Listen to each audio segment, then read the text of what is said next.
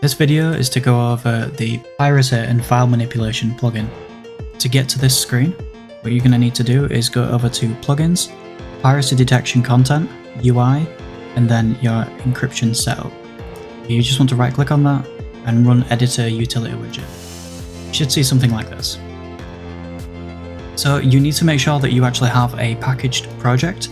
This only works in Windows at the moment, so just make sure that you are actually packaging for Windows.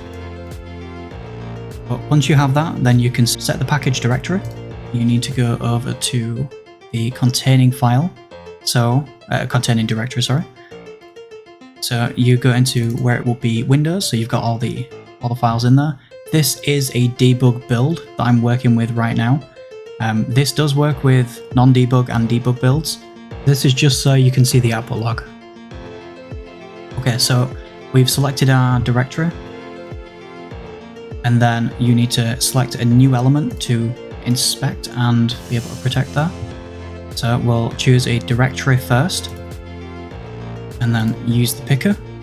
So we go into the actual project and the content folder, and then packs, and we want to select that folder. Once we have this selected, you can go in and actually write this in if you really want to. So I'll just put packs because there's no point me changing anything.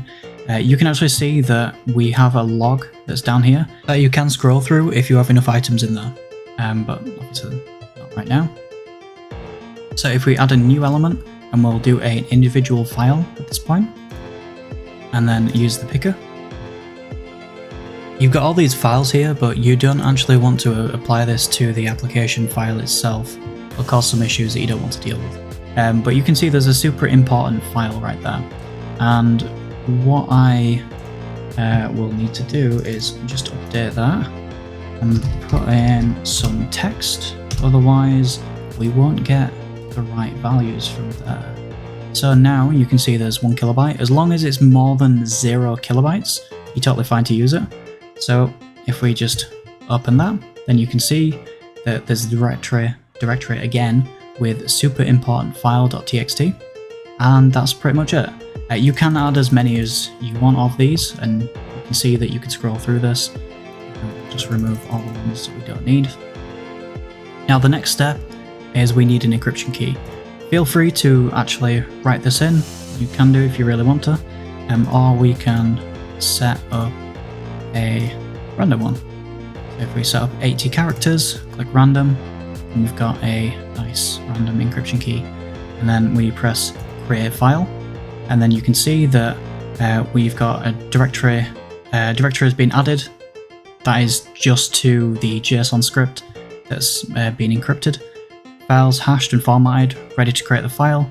File has been created and encrypted successfully. The encryption file, the encryption has been embedded.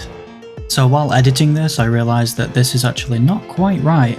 So now it will say the encryption key has been embedded in, and that this is still correct. This is entirely still correct. It just says key there now instead. To the plugins52.exe, which obviously the plugins52 is the project I'm using. Now that's why you don't want to track the exe file, just because you're going to actually put in the encryption key in there after it's been hashed, so you will get a automatic fail on that. So do not add this to this list. Okay, so now if we want to actually check the project is functioning and the extent of the protection that we've got, then if I open that again, there we go. So if I run this, it should open on the screen. Yep, it's fine. The firewall exceptions are not necessary to actually run this.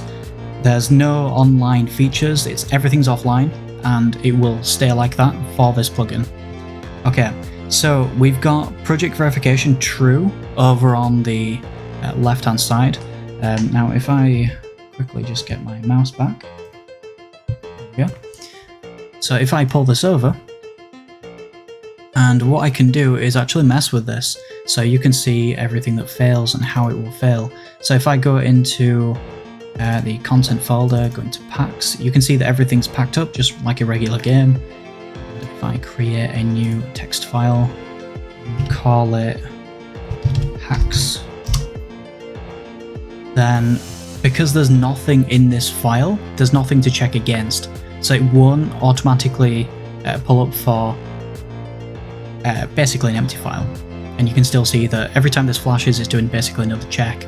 It's just on a 5-second timer, that's all. So as soon as I go into this, then we'll do stuff like more stuff. And if we save that, then we can see project verification false, failed directory is whatever directory, content, and then packs. So that entire directory has now just failed, but that's ideal. We wanted to protect this entire directory, so if anything changes, we want it to fail. Now, if we get rid of this file, get rid of that, then we can see once it does its check again, verification true. Perfect.